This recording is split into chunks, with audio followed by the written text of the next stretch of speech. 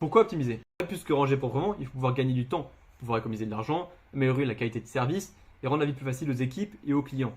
Ça va se faire via différents enjeux, la réduction des coûts, la productivité, la réduction d'erreurs et donc de retour client, la maximisation de l'espace disponible, la sécurisation des flux et des hommes ou encore répondre aux petites activités. Par exemple, la réduction des coûts, ça peut se faire via éviter les déplacements inutiles, éviter les pertes de produits, éviter les erreurs de préparation. Ça, c'est des choses qui vont pouvoir engendrer des coûts supplémentaires, engendrer de la logistique inversée. Le client, il va pas être content, il va nous renvoyer le produit, on va devoir le renvoyer ou encore lui faire des gestes commerciaux.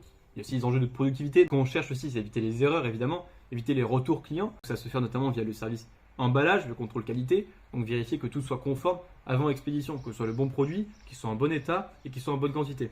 Il y a aussi des enjeux de maximisation d'espace, c'est-à-dire que plutôt que de devoir agrandir l'entrepôt, agrandir nos structures, pourquoi pas réfléchir à peut-être ranger autrement avec ce qu'on a déjà.